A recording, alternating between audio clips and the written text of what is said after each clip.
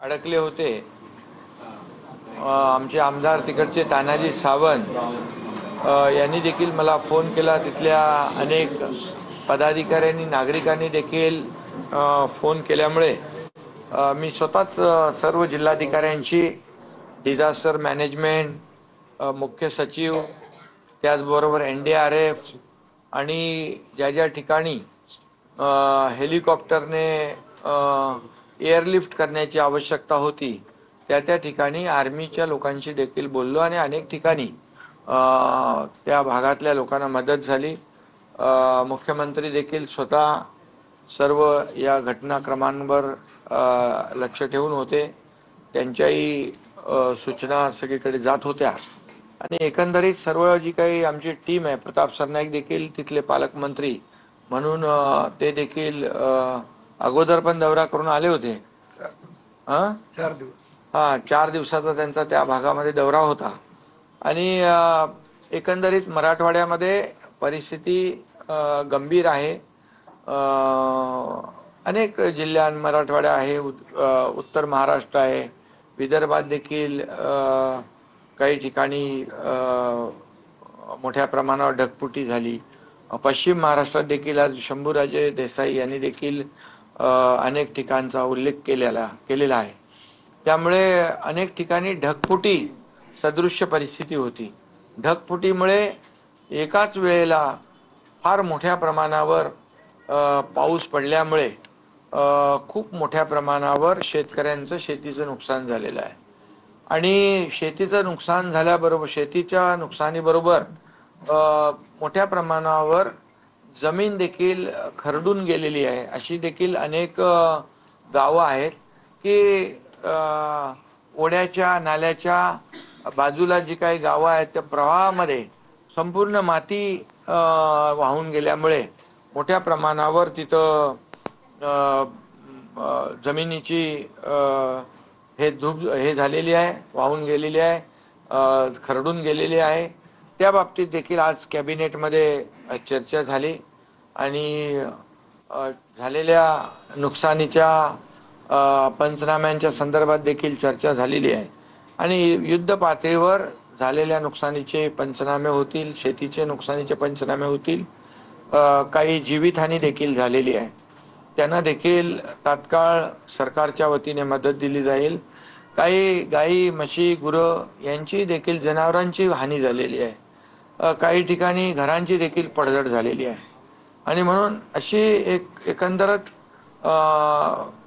ज्या प्रकारची नुकसान झालेली आहे या बाबतीमध्ये आज कॅबिनेटमध्ये देखील या बाबतीत गांभीर्याने चर्चा झाली आणि शासन म्हणून आम्ही शेतकऱ्यांच्या पाठीशी उभे होतो आणि आजही आहोत आणि उद्याही राहणार आहोत। कारण शेतकरी बळीराजा आपला अन्नदाता आहे। त्यामुळे आमच्या मागच्या 2.5 वर्षाच्या काळात देखील शेतकऱ्यांना मोठ्या प्रमाणावर मदत करण्याचं काम किंबहुना त्यांच्यासाठी योजना राबवण्याचं कामही आपण केलेलं आहे आणि म्हणून या संपूर्ण पार्श्वभूमीवर मुख्यमंत्री महोदयांनी देखील सूचना केलेल्या आहेत की तेही देखील स्वतः सोलापूर जिल्ह्याच्या दौऱ्यावर जाणार आहेत।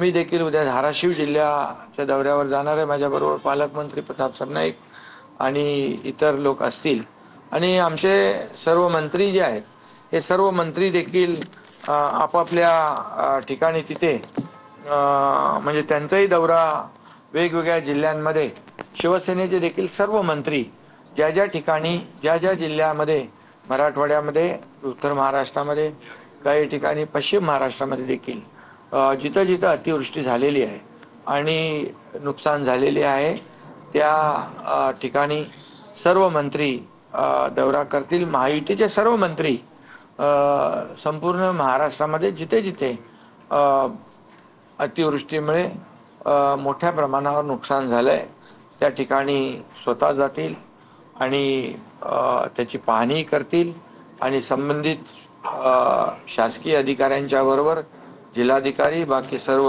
अधिकारी जे आहेत, कृषी विभागाचे अधिकारी असतील, डिझास्टर मॅनेजमेंटचे अधिकारी असतील यांच्याबरोबर चर्चा करतील. आरोग्यमंत्री देखील स्वतः या ठिकाणी दौरा करणार आहेत, कारण या सर्व अतिवृष्टीच्या पार्श्वभूमीवर साथीचे आजार देखील उद्भवू शकतात, कारण जनावरं देखील मोठ्या प्रमाणावर दगावलेली आहेत. त्यामुळे साथीचे आजार देखील होऊ नये यासाठी आरोग्यमंत्री महोदय त्यांची टीम देखील स्वतः जातीने वेगवेगळ्या जिल्ह्यांमध्ये जाईल आणि एकंदरीत शेतकऱ्यांना दिलासा देण्याची वेळ आहे. शेतकरी आता संकटात आहे आणि शेतकरी संकटात असल्यामुळे आम्ही सर्वजण त्या शेतकऱ्यांच्या पाठीशी आहोत. सरकार शेतकऱ्यांच्या पाठीशी आहे आणि म्हणून ज्या ज्या ठिकाणी ज्या ज्या प्रकारची आवश्यकता आहे मदतीची ती संपूर्ण मदत केली जाईल. आता देखील आम्ही वैद्यकीय मदत कक्षाच्या वतीने डॉक्टर्सची टीम मंगेश चिवटे आणि ते त्यांच्याबरोबर डॉक्टरची टीम आहे, औषधांचे ट्रक्स आहेत, हे देखील एक त्या ठिकाणी रवाना केले. त्याचबरोबर धान्याचं जे जीवनावश्यक वस्तू आहेत या जीवनावश्यक वस्तू देखील त्या ठिकाणी रवाना केलेल्या आहेत. त्यामध्ये जीवनावश्यक वस्तू आहेत, म्हणजे अन्नधान्य आहे, त्याचबरोबर म्हणजे सर्व जे काही साखर आहे, पीठ, तांदूळ, तेल, ब्लँकेट, सतरंजी, साड्या आणि लोकांना दररोज जे वापरण्याचे जे काही आपल्या पुरुषांना वापरण्याचे कपडे, भांडी आणि औषधं, ही सर्व सामग्री आहे ती देखील मोठ्या प्रमाणावर या ठिकाणी धाराशिव जिल्ह्यामध्ये इतरही जिल्ह्यांमध्ये जिथं जिथं आवश्यकता आहे त्या ठिकाणी तात्काळ मला वाटतं जवळपास आता हे 50-60 ट्रक आता त्या भागात रवाना होतील आणि त्या भागातल्या लोकांना तात्काळ दिलासा जे आहे तो या माध्यमातून मिळेल आणि शासनाची देखील मदत जी तात्काळ मदत जी आहे ती देखील दिली जाईल. आणि पंचनामे झाल्यानंतर सर्व शेतकऱ्यांना या ठिकाणी सरकार पूर्णपणे मदत करेल, त्यांच्या पाठीशी सरकार उभं राहील. दोन प्रश्न आहेत. एक तर ही आलेली ही आपत्ती जी आहे अतिशय अस्मानी अशी आपत्ती आहे, सरकार ओला दुष्काळ जाहीर करेल का, एक. आणि दुसरा म्हणजे गेल्या अनेक महिन्यांपासून अनेक वर्षांपासून शेतकऱ्यांना कर्जमुक्त होण्याच्या संदर्भात ते मागणी करत आहेत. कर्जमुक्तीचा निर्णय सरकार घेईल का? यामध्ये आताच्या संदर्भामध्ये तात्काळ शेतकरी आज संकटात आहे, त्यामुळे त्याला तात्काळ मदत देणं आणि जी काही नुकसान झालेली आहे त्याची भरपाई देणं हे याला आम्ही प्राधान्य देतोय. आणि ही पंचनामे देखील युद्ध पातळीवर होऊन दिवाळीपूर्वी या ठिकाणी आता तर दसरा जवळ आला आहे आणि दिवाळीपूर्वी यांना सर्व शेतकऱ्यांना मदत त्यांना पोचती होईल अशा प्रकारची व्यवस्था या ठिकाणी होईल. दुसरा विषय जो आहे कर्जमाफीचा, त्यावर देखील सरकार गंभीर आहे आणि त्यावर देखील सरकार योग्य वेळी निर्णय घेऊन तोही निर्णय घेईल. मुख्यमंत्री महोदय स्वतः केंद्राशी संपर्कामध्ये आहेत आणि केंद्राची देखील पथकं या ठिकाणी येतील. केंद्र सरकार देखील नेहमीच आपल्याला मदत करत आलेलं आहे आणि आता यावेळी देखील खूप मोठ्या प्रमाणावर नुकसान झालेलं आहे, त्यामुळे आम्ही केंद्र सरकारच्या बरोबर देखील संपर्कात आहोत आणि केंद्राकडून देखील मदत मिळेल, राज्याकडून देखील मदत मिळेल. यावेळेस शेतकऱ्यांना कुठल्याही परिस्थितीत वाऱ्यावर सोडणार नाही. काय म्हणाल तुम्ही असं म्हणताय की पंचनामे तात्काळ करून मग पैसे दिले जाणार. उद्धव ठाकरे तर थेट म्हणतात की पहिले पैसे अकाउंटला जमा करा आणि मग पंचनामे करा, कारण की शेतकऱ्यांमध्ये अस्मानी संकट कोसळलं. खरं म्हणजे ते पण मुख्यमंत्री होते, मला वाटतं त्यांनी अशा प्रकारचा निर्णय घेतल्याचं माझ्या कधी ऐकिवात नाही. आणि म्हणून विरोधी सत्तेमध्ये असताना एक बोलायचं आणि विरोधी पक्षात असताना दुसरं बोलायचं, अशी दुटप्पी भूमिका आम्ही कधी घेतलेली नाही, आम्ही घेणार नाही.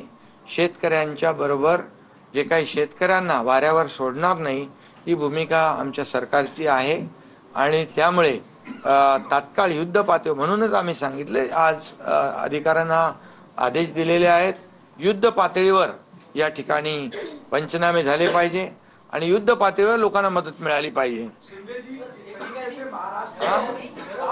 मी मगा ज्यांची घरं पडलेली आहेत काही जनावरं वाहून गेलेली आहेत त्यांचा देखील तात्काळ पंचनामा होतोय आणि त्यांना देखील ताबडतोबीने मदत होईल। चित्र दिसतं आहे युबीचे खासदार ओमराजे निंबाळकर पुराच्या पाण्यात जाऊन मदत करतात आणि लोक कौतुक देखील करत आहेत मनसे असेल किंवा युबीटीचे नेते असेल तुम्ही पण तशाच प्रकारची मदत अनेक वेळा केलेली आहे तर भले तरी युबीटीचे खासदार असले आता इथे राजकीय पक्षाचा विषय नाही आता शेतकऱ्यांना मदत करण्याचा विषय यामध्ये राजकारण करण्याचा विषय कोणी आणता कामा नये। आता शेतकऱ्यावर आसमानी संकट आलेलं आहे त्याला या संकटातून आपल्याला बाहेर काढण्यासाठी इथं कुठल्याही राजकीय पक्षाचा विषय नाही। जे मदत करतायत त्यांना धन्यवादच द्यायला पाहिजे त्यांचे आभारच मानले पाहिजे की आता हे मदत करणं हे जेव्हा जेव्हा आपण पाहिलं महाराष्ट्रामध्ये जेव्हा जेव्हा संकट येतं तेव्हा सगळी राजकारण बाजूला ठेवून आपण राजकीय हेवेदेवे बाजूला ठेवून आपण शेतकऱ्याच्या पाठीशी उभं राहतो शेतकऱ्याला मदत करतो ही आपली संस्कृती आहे। त्यामुळे जे कोणी यामध्ये मदत करतायत जे कुठल्या पक्षाचे असतील त्यांना मी धन्यवाद देतो।